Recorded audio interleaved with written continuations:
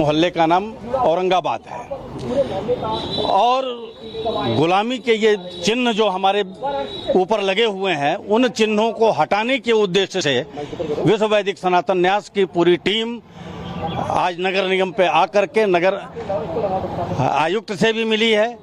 उसके बाद अपने मेयर साहब को एक पत्रक दिया गया कि औरंगाबाद का नाम बदल करके या तो शिवाजी नगर रखा जाए या लक्ष्मी नगर रखा जाए, लेकिन सनातनी नाम होना चाहिए। गुलामी का कोई भी प्रतीक चिन्ह हम स्वतंत्र भारत में नहीं चाहते हैं। तो गुलामी का कोई चिन्ह स्वतंत्र भारत में नहीं चाहते, ये हिंदू संगठन कह रहे हैं। संत समाज नाम बदलने को लेकर क्या सोचता है, उनको भी सुन लीजिए। ये मांग बिल्कुल सही है। हम जिस भारत के अंदर रहते हैं उसका सनातन वैभव इतना अपार था कि इस भारत को विश्व गुरु कहा जाता था, लेकिन अचानक इन आक्रांताओं ने इस भारत की सनातन वैभव को समाप्त किया। औरंगजेब जैसे इस आक्रांता ने हमारी माताओं बहनों के साथ जो कृत्य किए, दूध मुँहे बच्चों की हत्याएं कर दी गई, क्या आज भी इनके नाम पर ऐसी गौरव गाथाएं गाई जाएंगी इस भारत के अंदर? बाबा विश्वनाथ की नगरी बनारस के अंदर जो औरंगाबाद मोहल्ला है, इसका नाम बदलने के लिए जो वहाँ के हिंदुओं ने मांग की है वो बहुत जायज है। और मैं समझता हूँ देश के अंदर जितने भी इस प्रकार के नाम हैं वो सब चेंज होने चाहिए, बदलने चाहिए, क्योंकि वो मुगल काल में बदले गए थे, उनके पौराणिक नाम आने चाहिए। और साथ ही साथ आज औरंगजेब या औरंगजेब से जुड़ा हुआ जितना भी इतिहास है या चिन्ह है वो आज भारत से नष्ट होने चाहिए। अब क्योंकि औरंगाबाद का नाम औरंगजेब पर है, उसे हटाने की मांग हो रही है, तो इस पर राजनीति होना भी तय है। चंद्रशेखर आजाद इसको लेकर क्या कह रहे हैं, उनको भी सुन लीजिए। मैं एक बात स्पष्ट कर दूं कि नाम बदलने से हालात नहीं बदलते। नाम तो कई जो है सिटियों के बदले गए हैं, लेकिन क्या नाम बदलने से, जैसे औरंगाबाद का नाम ही बदल के संभाजी नगर रख दिया गया है, तो क्या उससे हालात बदल गए? वहाँ के लोगों को रोटी, कपड़ा, मकान, रोजगार, महंगाई से निजात मिल गई है? तो ऐसा तो कुछ भी नहीं हुआ। मैं फिर कहूंगा कि ये फिजूल की मांगे जोड़ के जो है प्रदेश का माहौल खराब करने का प्रयास किया जा रहा है। ऐसी किसी भी चाल को हम लोग कामयाब नहीं होने देंगे। अब मांग उठ रही है मेले बंद करने की, नाम बदलने की, इस पर क्या एक्शन होता है हमारी नजर रहेगी। आगे बढ़ रहे हैं, अगली खबर का रुख कर रहे हैं और बात करने जा रहे हैं नागपुर की, क्योंकि नागपुर में जो हिंसा 17 मार्च को हुई उसको लेकर जैसे जैसे जांच आगे बढ़ रही है, रोज नए खुलासे हो रहे हैं। और ऐसे में जानकारी सबसे पहले आपके सामने रखेंगे, क्योंकि नागपुर में आपको बताएं कि जिस तरह से नागपुर को हिंसा की आग में झोंका गया, उस पर एक एक तस्वीर, ये तस्वीर देख रहे हैं आप, ये वो लोग हैं जिन्होंने हिंसा की और पूरे नागपुर को जलाकर रख दिया। लेकिन अब इनका हिसाब तय है। एक एक शख्स के चेहरे से नकाब उतारने की तैयारी है। कैसे, चलिए बताते हैं आपको।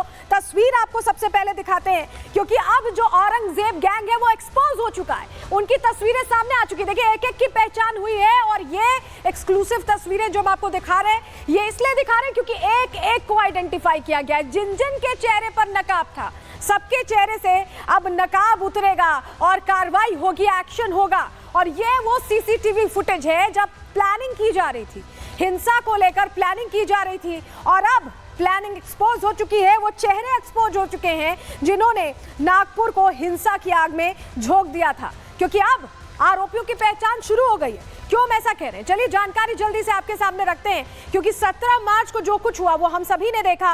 नागपुर हिंसा के आरोपियों की तस्वीरें अब सामने आने लगी हैं। संदिग्धों की ये तस्वीरें शिवाजी चौक के पास की ही हैं, जहां पर यह घटना हुई।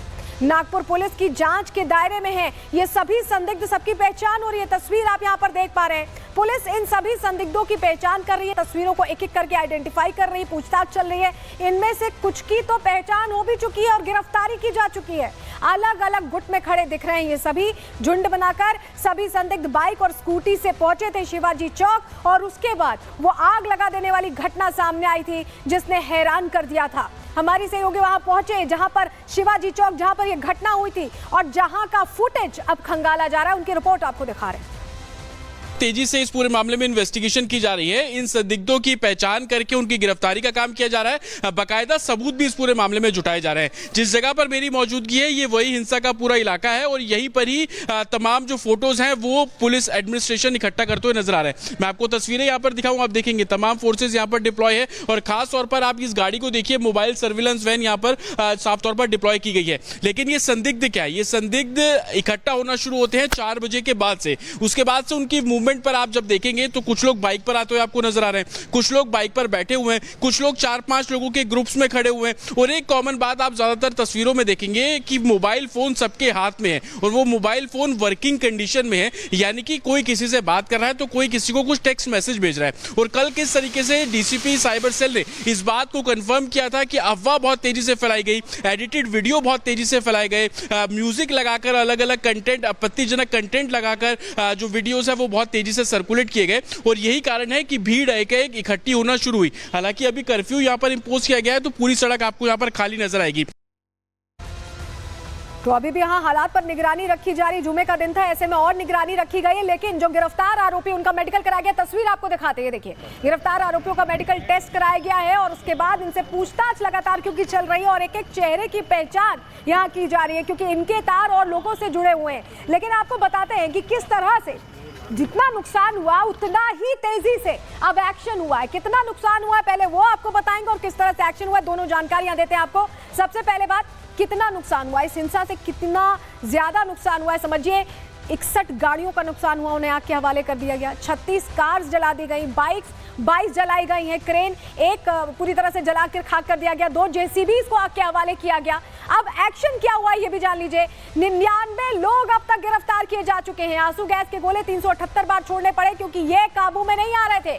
230 अकाउंट्स की पहचान हुई है। इसके अलावा 1000 संदिग्ध हैं जिन्हें ट्रैक डाउन किया जा रहा है, जिन तक पहुंचा जा रहा है। नामजद 51 हैं। गिरफ्तारियां लगातार इस मामले में हो रही हैं, सीसीटीवी फुटेज के जरिए आइडेंटिफाई किया जा रहा है। कमिश्नर इसको लेकर कार्रवाई और एक्शन को लेकर क्या कह रहे हैं, सुनिए।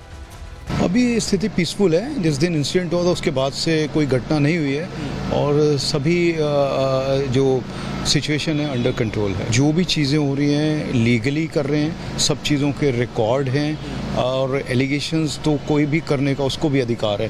बट हम जो कार्रवाई कर रहे हैं, मेरा ऐसा मानना है कि हम बिल्कुल निष्पक्ष कार्रवाई कर रहे हैं और जो भी एविडेंस सामने आ रहे उसके आधार पे कर रहे हैं हम लोग। कितनी अरेस्टिंग सर अभी तक आप लोग कर चुके हैं? अभी तक 99 लोगों के हमने कार्रवाई की है। फहीम खान क्या सर मास्टरमाइंड है? कुछ एविडेंस आप? ये कोई क्वेश्चंस नहीं मैं इसका कोई जवाब दे सकता क्योंकि ये सब चीज़ें अपना एविडेंस बेस्ड होती हैं। इसके लिए ये रहता है तो ये सब इन्वेस्टिगेशन में आएंगी।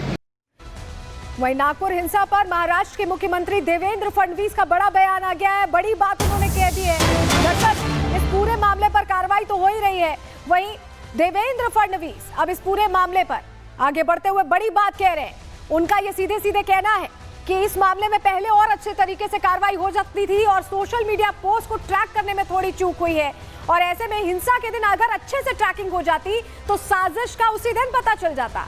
दंगाइयों की योजना क्या थी ये पुलिस पहले से जान जाती अगर ट्रैक डाउन कर लिया जाता सोशल मीडिया के जरिए। सोशल मीडिया से अफवाह फैलाकर भीड़ इकट्ठा की गई, ये मुख्यमंत्री देवेंद्र फडणवीस कह रहे हैं क्योंकि काफी नुकसान उस हिंसा से हुआ।